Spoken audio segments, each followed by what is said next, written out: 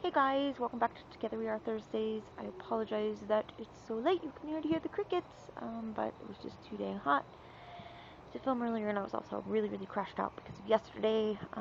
Made a cherry pie from my Montmorency tree. It is the bomb to die for. I have pictures. And Crimson Butterfly Grow, I'm gonna do a video of the next thing I make, I think. I just didn't have enough energy. But I took some pictures that I'll put up either on PS or Facebook or something for you to see. But yeah, look, this is the biggest crop we've ever had. Really impressive.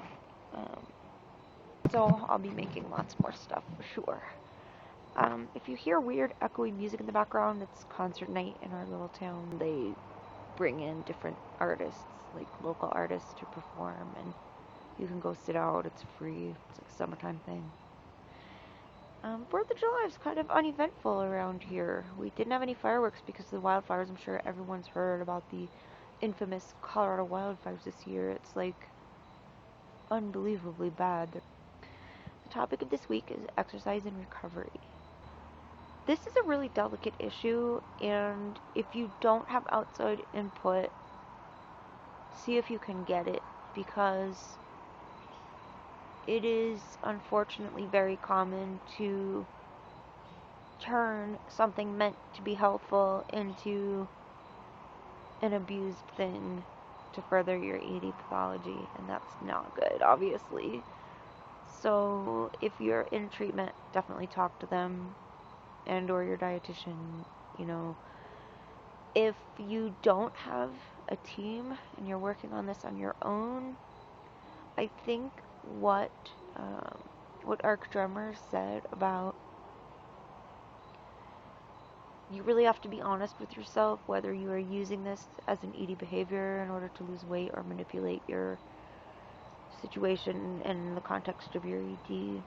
Not good. Like, you really need to be pretty firm in being stable and walking on the positive side of the journey before getting into a regular exercise routine is a good idea.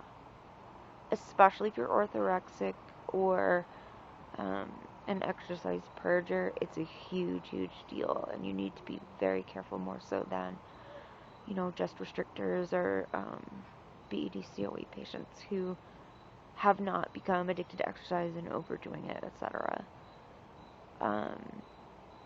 Reasonable expectations. If when you're ready you want to know like what would be appropriate to do, a lot of gyms will offer a free consultation, so you can go and meet with either a personal therapist or an instructor or whoever on whatever your particular goals are, and find out what's reasonable. If you don't want to do that, if it's too triggering for you, I would go with the recommendations that come from American Heart Association. 20 minutes 3 times a week, I think, is more than reasonable to start and see how you do. And if you find yourself being triggered, it's not time yet. Low and slow is the key with that stuff. In my personal opinion, I think muscle building is the most important thing. Those of us who restrict tend to lose a lot of muscle mass, and it's not a good thing. Maybe somebody wants to start walking with you mornings or evenings or something. It's better to go with someone too if you're going outside. It's just safer, so I would recommend it. There's a lot of good reasons to work out with someone or go to the gym, but the majority of ED sufferers I've ever spoken to say the gym is a really triggering place. So you can buy little 1-pound weights anywhere, and if those are too easy, then I think they have 3 and 5 and all the way up. So you get what you want. They also have strap-on weights that you can get for your wrists and ankles for walking, just to give yourself a little more of a challenge. For muscle building, you can grade your treadmill for legs. There's all kind of different things you can do. But the main message is, and as has been mentioned, make sure you're not using it with pathological intent. And if you feel that you were going to be comfortable, but then you find yourself getting triggered, just don't. Your number one priority is getting right in the head. That's your number one thing. Exercise can be incorporated in when you're more stable. Your number one focus needs to be getting on the positive side of the journey and staying there and working toward balance and healing. That's the most important thing. So the question of the week is, what's your favorite thing to do? And or your favorite thing to do when it's hot? For me, lying down flat and putting a fan on is the number one things. With my orthostatic intolerance, if I sit up or stand, especially if it's hot, I'll likely nearly pass out. It's not good. My BP just bottoms out. So, getting flat is really important. And a fan is good. The other thing that's really helpful is getting a cold washcloth, and you could soak it in cold water and lay it across your forehead, or just wipe yourself down all over. Another good thing is just buy a little spray bottle. They're like 99 cents at Walmart or whatever, and mist yourself. This can be done anywhere, which is great. Well, anywhere that's not going to be hurt by a little water. Cool showers. I can't really do too much of that. I get shocked. Showers aren't good for me anyway.